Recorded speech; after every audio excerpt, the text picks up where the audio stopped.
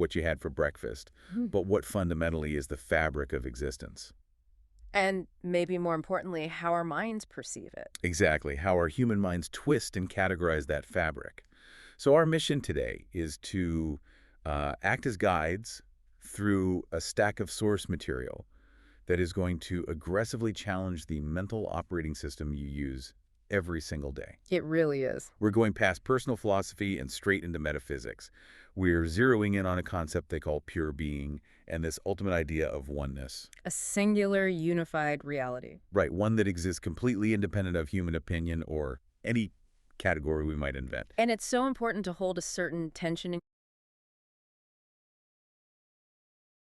your mind as we go through this. Right. Because the material is asking you to look at the world in two entirely different ways, kind of at the same time. Yep. Well, in our world, in human experience, we thrive on separation. This is good, that is bad, I am here, you are there.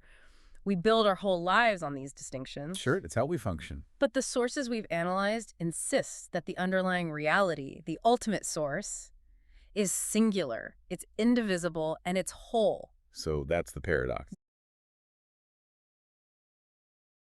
That is the big paradox we need to unravel. Why does separation feel so utterly, undeniably real, yet our sources describe it as fundamentally unreal? That is the perfect tension to start with. Okay, let's unpack this. Uh-huh. And maybe let's start by taking a wrecking ball to our mental habits. Good place to start. If we want to understand ultimate reality, we have to first see the conceptual fences we've built around everything. The sources, I mean, they immediately throw cold water on some of the most deeply held conceptual tools we have. They assert, without any reservation, that concepts like good, bad, should, and shouldn't. They are not features of the universe. Right, they're not like gravity or electromagnetism. Exactly.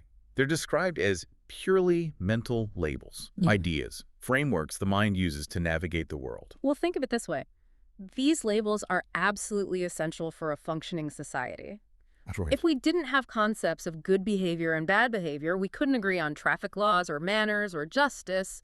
They are crucial. But they're a tool. They're a social tool, not an ultimate objective truth. The source material forces us to see that difference. I mean, if you remove the human mind from the equation, the sun doesn't decide whether it should set. It just sets. It just sets. And this framework, it even extends to these profound ethical distinctions. The material goes so far as to categorize good and evil as frameworks the mind uses. Which can be a really challenging idea. It is, and it's not minimizing the severity of true evil in the world, but it's looking at the origin point of the concept itself. The mind needs that duality to create a moral compass. It organizes the world. That's the critical pivot point. If we accept the proposition, even just for a moment, that all these distinctions, these dualities, these judgments are just conceptual scaffolding. Then what's left? Exactly. If the scaffoldings are moved, what are we left with? And our sources give a very clear, very singular answer. Right. Beyond every mental division, every dichotomy we create, there is only God, or the source, or simply what is. With ground zero of existence. Untouched by our attempts to categorize it. So this brings us to the core terminology. We see these terms like pure being, pure oneness, the one, the source. It feels like an attempt to label the unlabelable. Precisely, and the core idea can be distilled into a very concise but kind of circular statement. All there is all there is. It sounds almost like a Zen koan. It does, but it's meant to be a definitional boundary. If something exists, it belongs to this oneness. There is no outside. Imagine a single canvas upon which all the colors and forms are painted. The canvas is the pure being. The colors, the forms, they're just temporary distinctions. But without that single canvas, nothing else can exist. You know, that phrase, all there is all there is, it connects to another common expression that our sources highlight. And it's one that's often misused. It is what it is. Now, for most people, hearing that, it carries this weight of resignation. It's a sigh, a shrug. Yeah, it's giving up. It's giving up. But the sources flip that completely on its head. And this is a key insight for you, the listener. They argue that saying it is what it is not an act of resignation. No. It is an act of profound recognition, a recognition of pure being. It's acknowledging that the fundamental truth is already established and perfect, regardless of our mental commentary about it. And just think about the internal difference there. Resignation says, I don't like this reality, but I'm powerless. Right. Recognition says, this reality right now is exactly what the source expresses, and I accept its beingness before I decide if I like the appearance of it. That's a huge shift. You go from being a passive victim to an active participant who's recognizing the fundamental reality. Yes. And this profound external recognition has a direct internal echo. The material connects this ultimate external truth with an internal counterpart, which is that statement, I am what I am. Ah, okay. And this is described as the echo of that divine truth reverberating within us. It's that intrinsic sense that your own existence is just a localized expression of that one unified being. You are part of the canvas. So if we accept that framework, that existence is fundamentally a singular oneness, that allows us to draw a really sharp boundary around what is not ultimately real in this context. Exactly, and this is vital for clarity. Anything we define or conceptualize or place outside of this divine oneness, If anything we see is separate, anything we perceive as separate or different or distinct from the source is by definition a concept born purely from separation. It's a mental structure. The mind has invented a carving knife to carve up the whole, but the knife itself is just a concept. It's not actual. Now here's where it gets really interesting. Uh-oh. Because this is where the theory just hits the wall of personal experience. You, the listener, you experience separation every single second. all day, every day. I am separate from my chair, from my bills, from my memories. We live in a world of distinct objects. And yet our sources insist that separation, while we all experience it, is not ultimately real. Okay, I have to stop you right there, because that feels like a philosophical loophole. Yeah. It feels like it ignores lived experience. It sounds like it. If separation isn't ultimately real, does that mean the consequences are unreal? I mean, pain, injustice, loss, hunger, these are profoundly real experiences that come from the separation between what is and what we feel should be. That's a crucial question. Doesn't calling separation unreal just dismiss all that suffering? And the material is very specific here. It doesn't say separation has no consequences. It says separation is not ultimately substantial. Think of it like a shadow. Okay, a shadow. A shadow is a real phenomenon, right? You can measure it, it impacts temperature, it is functionally real. But the shadow itself is not substantial. It has no being of its own. It requires light, an object, and a surface. So the only things that are really substantial are the light and the object. Exactly. The source. So the material explains separation as an appearance, or what they call a mental lens. The conclusion stays the same. The only thing that is truly real, truly substantial and self-existent is God, or being, or the source. Everything else is a derivative perception. So the practical hurdle for the listener Yeah. is why this non-substantial thing, separation, feels so incredibly, undeniably real. When I stub my toe, that pain is real. The coffee cup and my desk, the difference between them feels like the definition of reality. Mm-hmm. The mind has to be the key here. There has to be a mechanism. And our sources emphasize the incredible, almost terrifying power of human perception.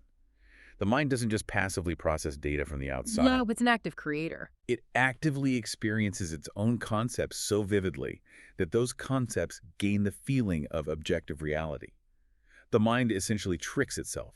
That feeling of realness is so persuasive because it's constant, but according to this framework, it is ultimately deceptive.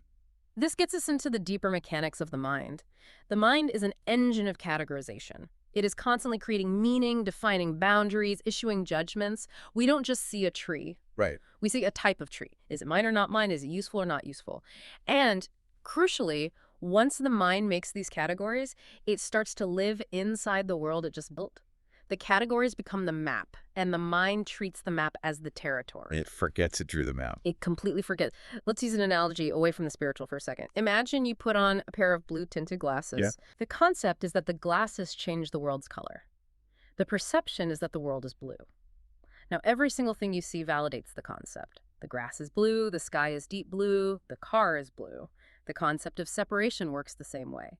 The concept of separation generates the perception of separation. So the mind builds this idea of fundamental separation, the categories, the labels, and then it looks out at the world and finds evidence for it everywhere because the lens is already built in. Exactly.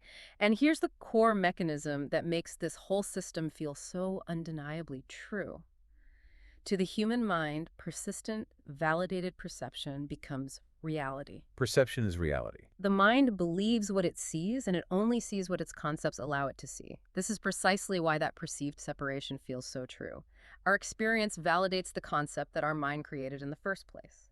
It is a brilliant, terrifyingly effective, self-fulfilling loop. So what does this all mean for the listener who's navigating a world that's full of separate categories and to-do lists and distinct objects and very real consequences of pain and loss? We've traced this thread from the mind's creation of conceptual boundaries all the way back to this idea of an ultimate unified reality. The learner's job is not to dismantle their functional mind entirely. You still need to label a car to avoid walking into traffic. Of course. The insight is to recognize the duality, to hold both truths at the same time. There is the functional, necessary world of labels and judgments, the scaffolding we use to avoid chaos. That world is real on its own terms. But then there is the core truth that remains utterly untouched beneath all of that mental construction. That deeper truth is that everything is interconnected, everything belongs to the same source, and ultimately, nothing is truly outside of God or pure being. The separation is real in its effect, but not in its essence. So if I understand this correctly, the crucial insight is distinguishing between the two levels of reality. Yes. There's the level of function and judgment where we say this is good and this is bad, which is necessary for living. And then there's a level of fundamental existence where we just recognize that all there is all there is. That's the pivot point. Recognition, not resignation. The ability to look at an experience, recognize its existence as a momentary expression of the source, and then, if necessary, use your concepts and judgments to navigate it. But you approach the experience from a place of fundamental wholeness, not fundamental separation. That shift in starting point changes everything. That is a deep, deep point to land on. We've explored how the mind relies on frameworks like good and bad, these concepts of separation, which are essential mental tools, and we've contrasted those with the source's definition of fundamental oneness and pure being. It reminds us that reality is a two-way street. There's what we perceive, and then there's what simply is. The challenge is learning to see past the blue tint of our mental glasses. So as you go through your day, here's a final thought for your own exploration. If your mind is this powerful engine that creates your perceived reality by constant labeling and judging, what happens when you decide to momentarily suspend all the categories it relies on? Just stop. Just stop. Don't try to analyze it. Don't try to label the experience as meditation or peace. Just consider the immediate difference between the sensation of experiencing what is versus your internal commentary of what should be. That's where the recognition begins.